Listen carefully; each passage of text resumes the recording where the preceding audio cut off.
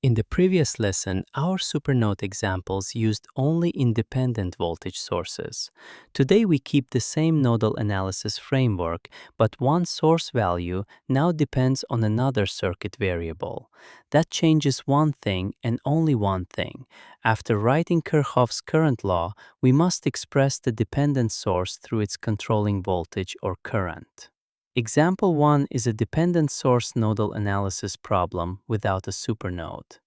Example 2 extends the same idea to a dependent source supernode. Here is example 1 from the Turkish lesson 23. Choose the center node as the reference.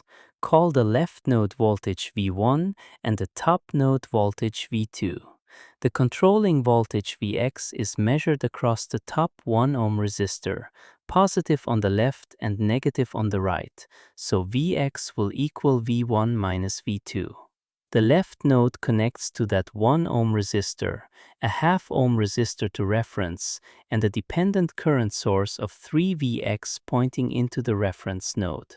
The top node connects to the 1 ohm resistor, another half ohm resistor to reference, a 6 amp source coming up from the reference node, and a quarter ohm resistor to the right node.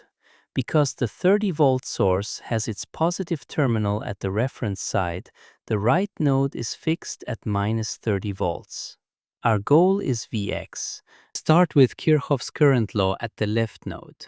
The leaving currents are V1 minus V2 through the 1 ohm resistor, 2 V1 through the half ohm resistor, and 3 Vx through the dependent current source.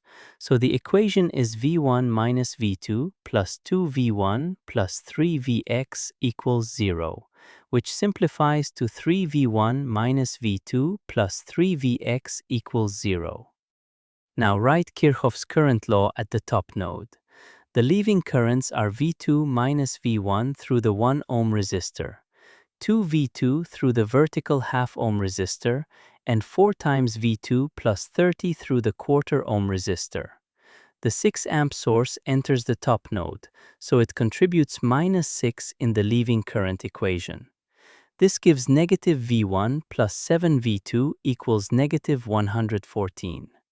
Finally, the controlling relation is Vx equals V1 minus V2. Use the constraint to remove Vx from the first equation. Then 3V1 minus V2 plus 3 times V1 minus V2 equals 0. So 6V1 minus 4V2 equals 0, or 3V1 minus 2V2 equals 0.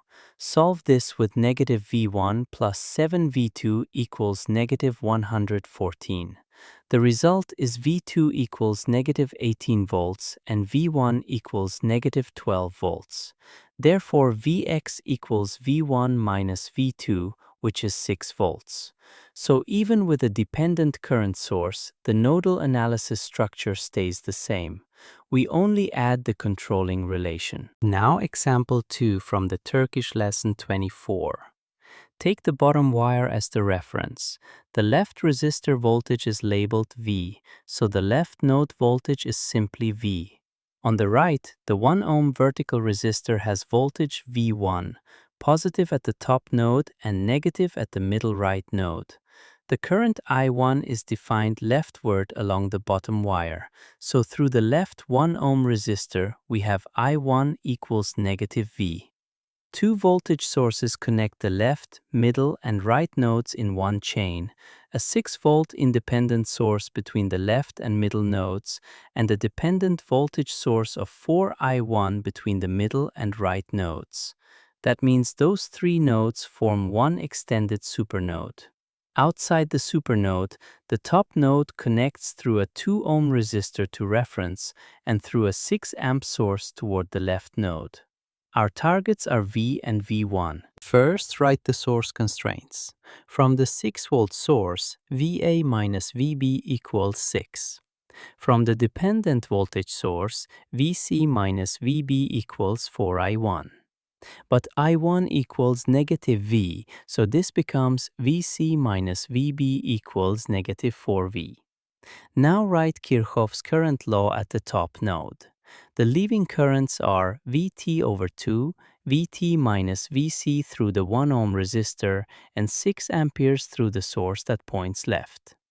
Since V1 equals Vt minus Vc, this becomes Vt over 2 plus V1 plus 6 equals 0. Next, apply Kirchhoff's current law to the whole supernode. The crossing currents are V through the left 1 ohm resistor, Vb over 4 through the 4 ohm resistor, Vc minus Vt through the upper 1 ohm branch, negative 1.5 V1 from the dependent current source because it enters the boundary, and negative 6 from the top current source because it also enters the boundary. So the supernode equation becomes V plus Vb over 4 minus 2.5 V1 minus 6 equals 0.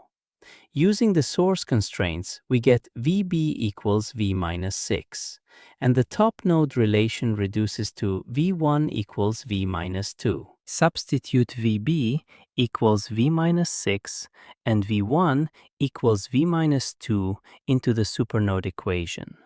Then V plus V minus 6 over 4 minus 2.5 times V minus 2 minus 6 equals 0. Multiply by 4, simplify, and we get negative 5V minus 10 equals 0. So V equals negative 2 volts. Then V1 equals V minus 2, so V1 equals negative 4 volts.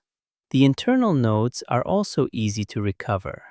Vb equals negative 8 volts and Vc equals 0 volts. As a quick check, 1.5 times V1 equals negative 6 amperes, so the dependent current source is effectively 6 amperes downward, which is consistent with the rest of the circuit. These two examples show the extra rule created by dependent sources. The Kirchhoff's current law structure does not change. What changes is the added relation between the dependent source and its controlling variable. In ordinary nodal analysis, that relation might be Vx equals V1 minus V2 or I1 equals negative V.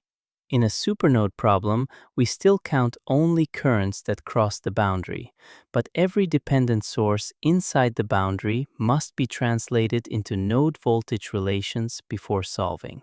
So the workflow is: choose a reference, write Kirchhoff's current law, write the source constraints, express the controlling variable, and solve the algebra. In the next lesson, we will switch to mesh current analysis.